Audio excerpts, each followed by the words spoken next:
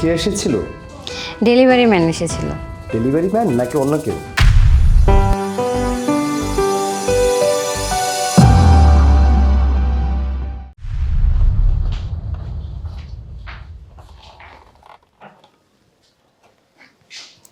এই নাও তোমার চা।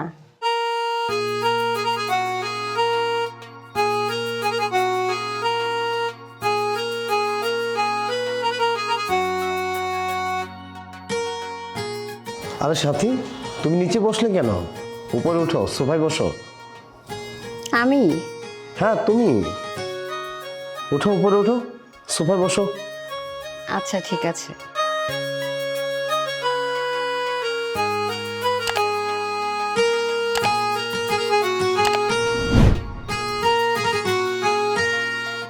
নাও খাও।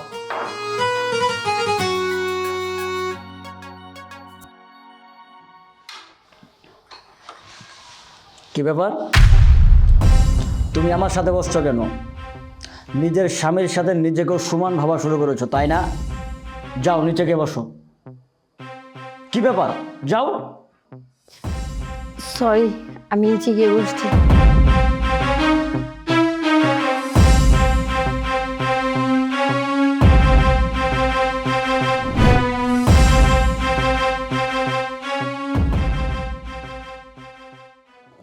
ধন্যবাদ ভাইয়া। কে এসেছিল? ডেলিভারি ম্যান এসেছিল।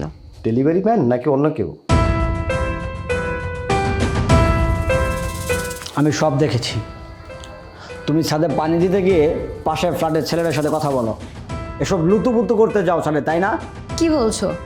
ও তো নতুন এসেছে, তাই বাজার কোন দিকে সেটা জিজ্ঞাসা করছিল। চুপ, একদম চুপ। আমি যেন আর কোনোদিন তোমাকে কোনো ছেলের সাথে কথা বলতে না দেখি। যদি দেখেছি না, তাহলে আমার চেয়ে খারাপ আর কেউ হবে না। আরে পাগলি, মজা করছিলাম। ভয় পেয়ে মুখের কি অবস্থা করেছো। তা বিবি সাহেবা কি অর্ডার করেছিলেন? রান্নার কিছু জিনিস আর কিছু না। ও আচ্ছা।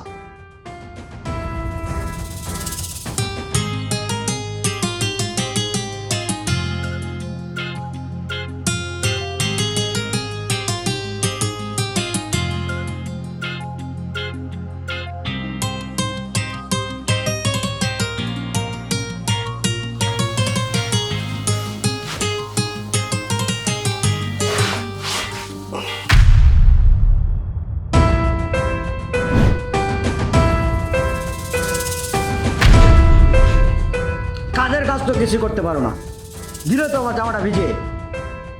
সবসময় শুধু অকাম। দাঁড়াও। আমাকে মেরো না, আমাকে মেরো না, আমাকে মেরো। কি হলো তোমার?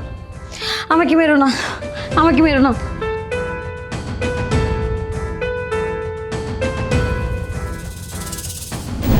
সাথী, আমি কয়েকদিন ধরে তোমাকে একটা কথা বলতে চাচ্ছি। বলো। তুমি কি আমাকে বিয়ে করে সুখী নও? এসব কেন বলছো?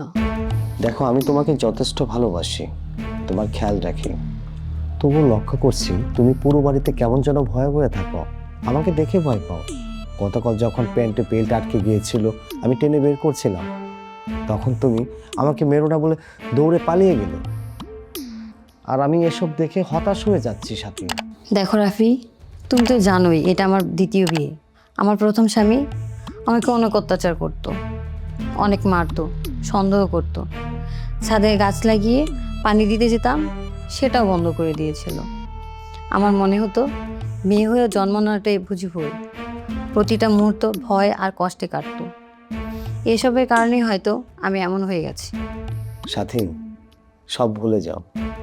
এখন থেকে তোমার যা মন চাইবে তুমি তাই করবে, মাথা উঁচু করে বাঁচবে তুমি। আমি তোমাকে কোনো কষ্ট দেব না। আর গায়ে হাত তোলা তো দূরেই থাকলো। আমি চেষ্টা করবো রাফি।